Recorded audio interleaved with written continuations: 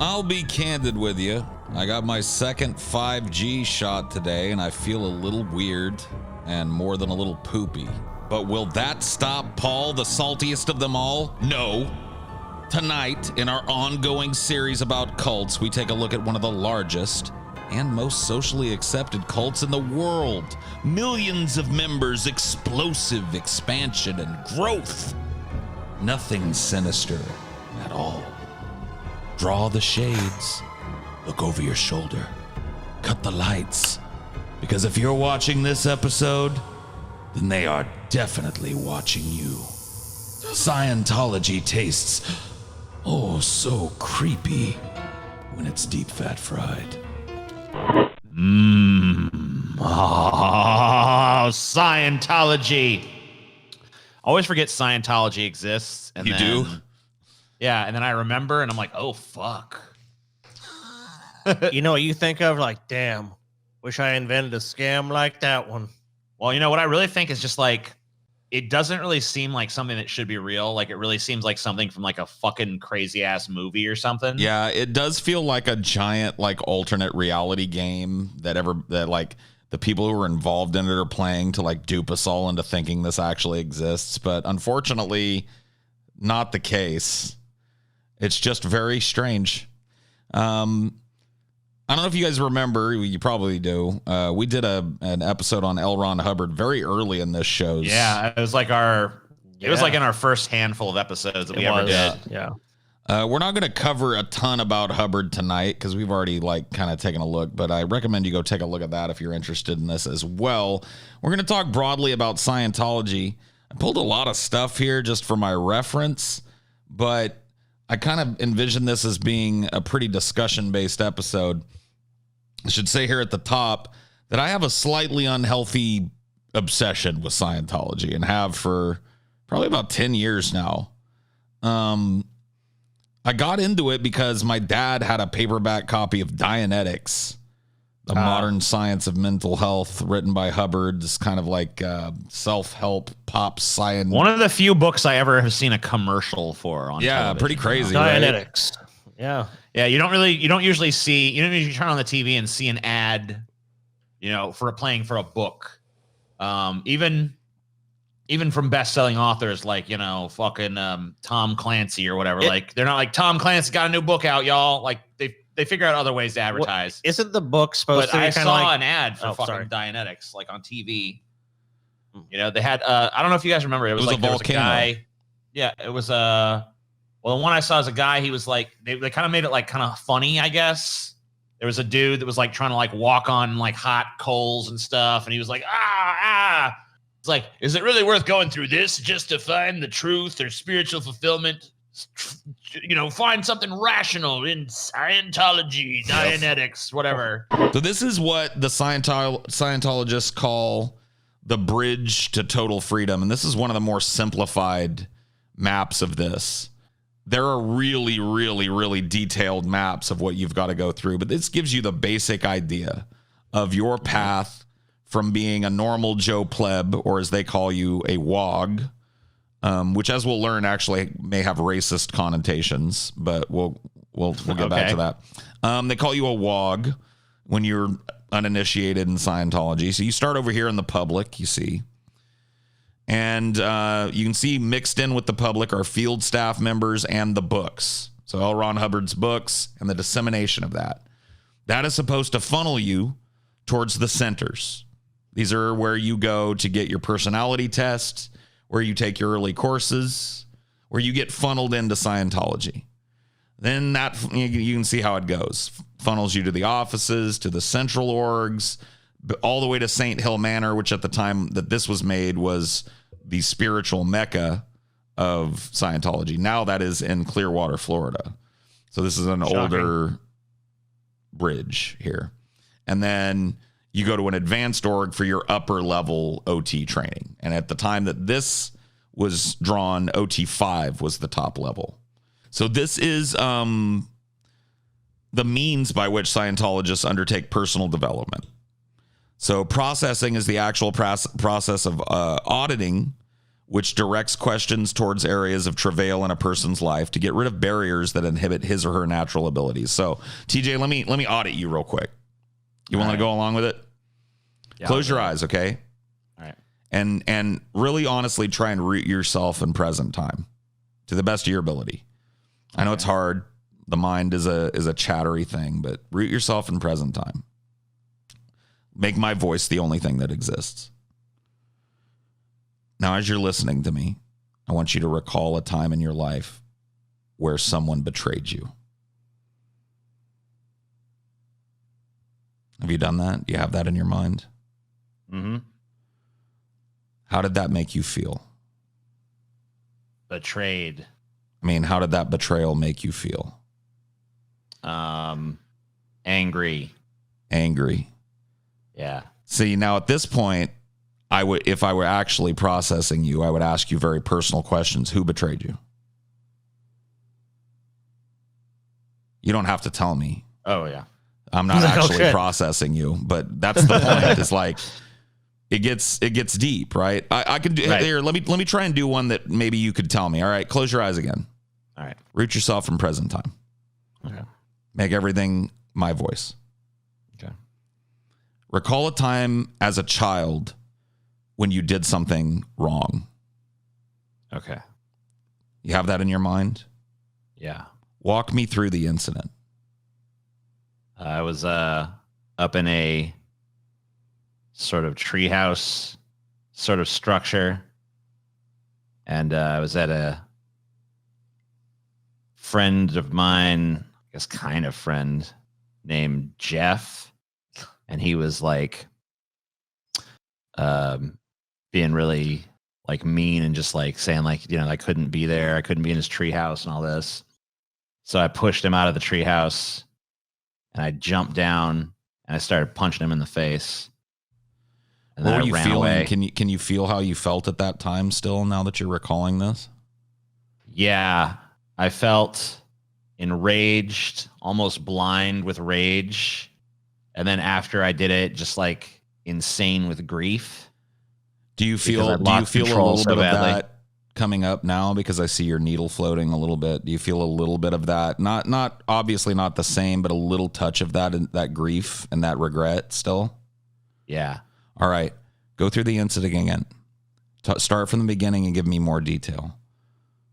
You were in Jeff's treehouse. I was in the treehouse. It wasn't really a treehouse. It was more like a raised deck, like a clubhouse sort of thing that his parents had built for him. I was there. Jeff was there.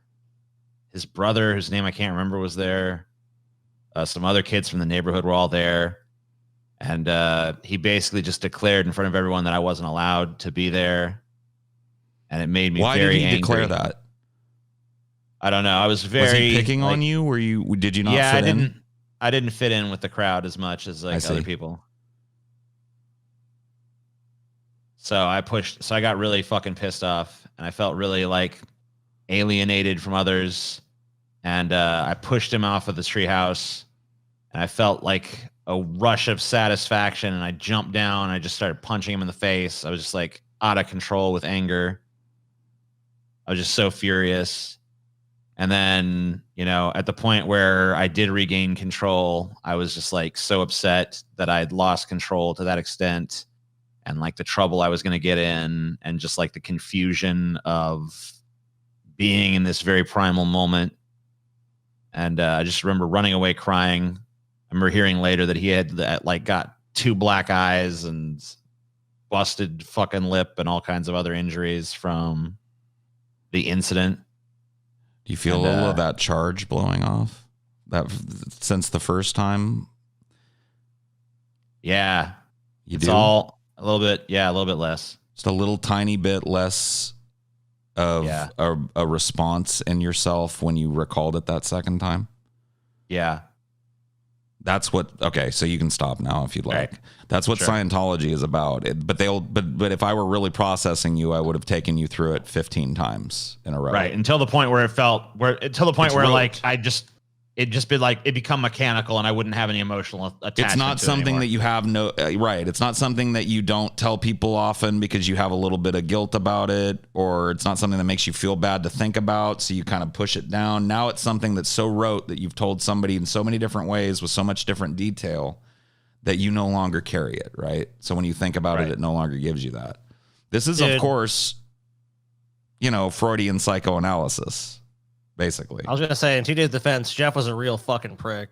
Yeah, of course. So I mean, like, he sounds Jeff like sucked. He sucked. He was being a dick to TJ, and then TJ fucking popped him and fucking whatever. I'm so glad to this day you did it. Did that? Dude, my favorite thing after that, dude, was in that airport. This is a total aside, but just the fact that Jeff was just deathly afraid of TJ. Like he was a prick. He was like my face. Fucking... Dude, before that, he was always a dick to me. And then afterwards, like Jeff was like, just avoid me. It was funny. I like groceries home, Mr. Kirk.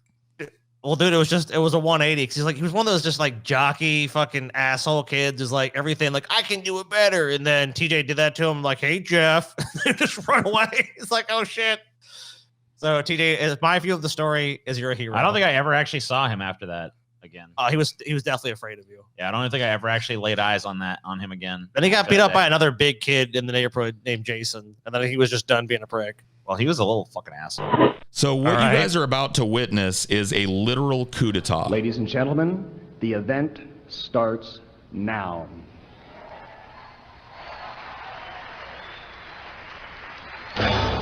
Listen to the music that they play in the run-up to this event.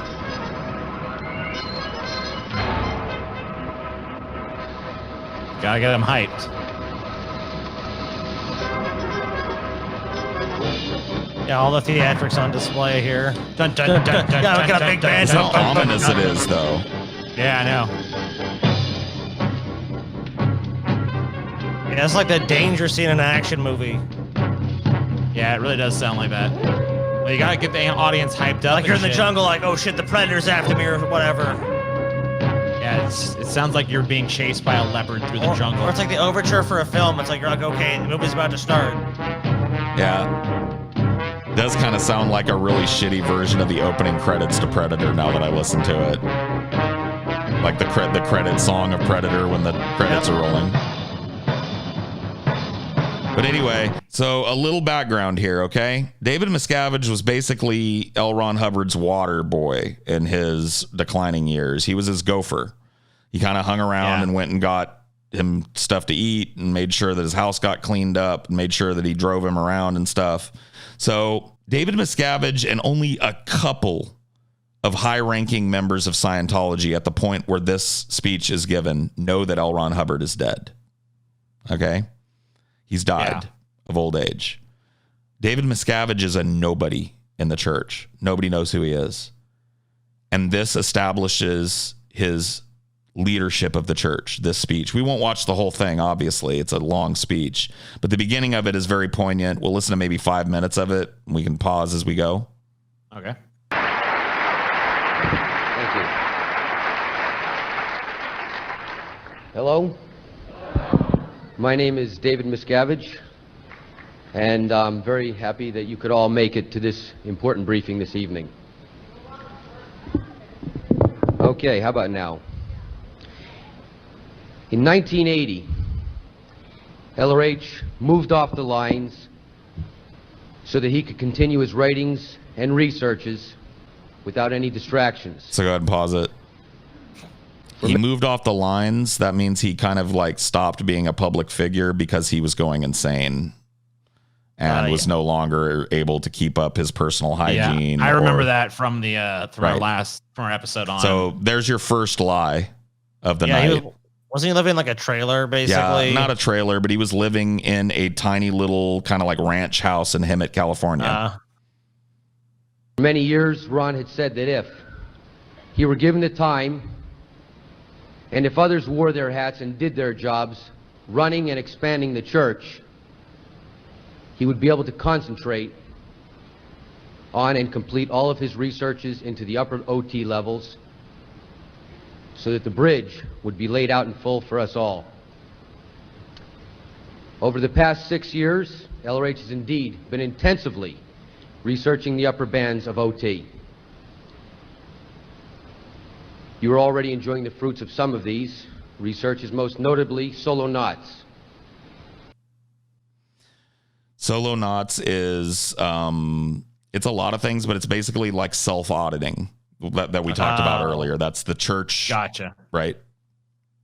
And more recently, you heard in Ron's Journal 39 that he had fully written up OT8, which would be released at the appropriate time by international management. As you may have surmised, LRH has completed many levels beyond that. Approximately 2 weeks ago, he completed all of his researches he had set out to do. How convenient. Miraculous. This is a literal coup. You guys don't this is actually so cool, like not cool, but so weird for me to watch because it's literally a man who has no standing in an organization taking what was already a multi-million-dollar organization and just grabbing it and going, now it's mine. How did he get to be? Because he was the water boy. Because it was him and 2 other fucking people that knew about it. And he was able, through force of will, to win out amongst those 3 people over who was going to run the fucking church. Did he organize this event? Yes. He called it. For sure. He designed it. He picked the music and the decor. He still does that to this day. He has now moved on to his next level of OT research. This level is beyond anything any one of us ever imagined. This level is in fact done in an exterior state, meaning that it is done completely exterior from the body.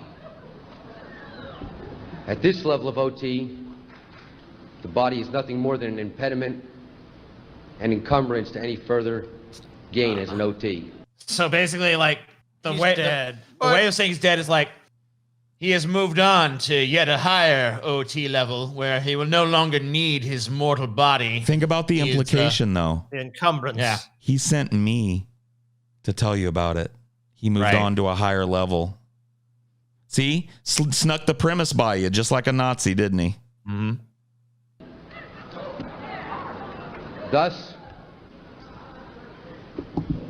Thus, at 2,000 hours Friday, the 24th of January, AD 36, L. Ron Hubbard discarded the body he had used in this lifetime for 74 years, 10 months, and 11 days. The body he had used to facilitate his existence in this messed universe had ceased to be useful, and in fact, had become an impediment to the work he now must do outside of its confines. We felt it was important as Scientologists that you were the first to become aware of this fact. Pause. I can understand. They weren't the first to be made aware of that fact, though, were they, Davey? You were when his Phaeton came to you and said, David, it must be you that takes forth my proclamations from now. See how fucking brilliant this is? David, we have selected you, the new leader. Lead this flock. Anyway, we don't have to watch any more of this. I just think it's an interesting moment in the history of Scientology. Definitely the end of an era and the beginning of a new one. This is some Mark Bunker footage. You may or may not have seen some of this before. Scientology is having a street fair. Everybody's invited. Good evening. Good evening. Hi. Hi. Enjoy the festivities. Hey. It seems I was expected because as soon as I arrived, this fellow said into his walkie-talkie, "He's here, south side." All right. And This fella came to stop me. Because the street's closed off right now, sir. the street is closed off, but it's still a public street. The street's closed off, sir. You're not wanted here. Why don't we have the police talk to you right now? But wait a minute. There's a banner right there that says "All welcome." Well, let's talk to this police officer over here. All right. Hello. We have a right for you not to be here, okay? All right. Now, The I church understand event. that I'm not allowed to come here. That's right. And why is that?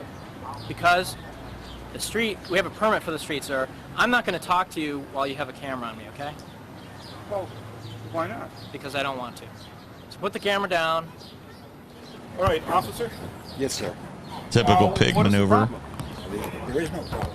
The problem is You're Problem is you, boy.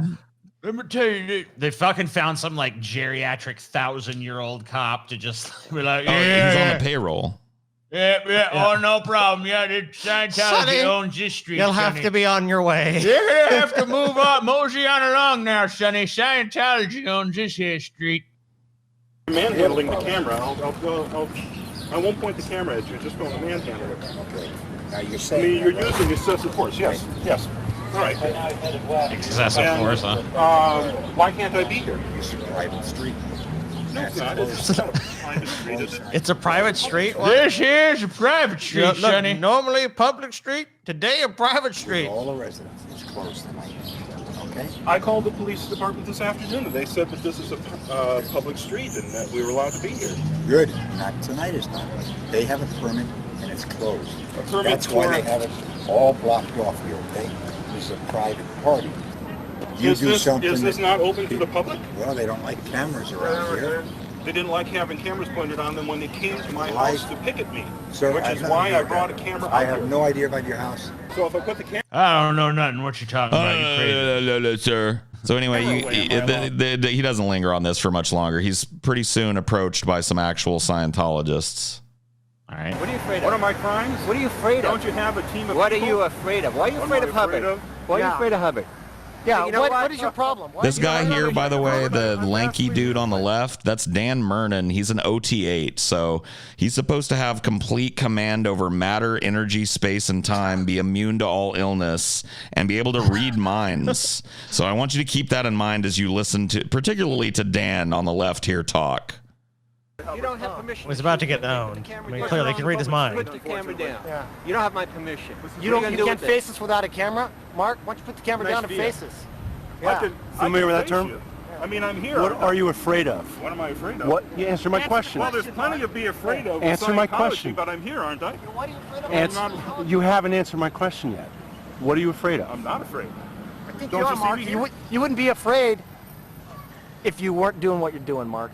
You're doing something. Brilliant. It's proof that you're afraid. OT8, You're afraid. You're afraid. OT8 level burn. Hey, you wouldn't be afraid if you wasn't doing what you're doing. True mastery over matter, energy, space, and time, and the event and the ability to immediately confront and shatter any suppressive person. OT8 Dan Murnin, ladies and gentlemen, a guy that got scammed out of about $500,000 to still be an idiot.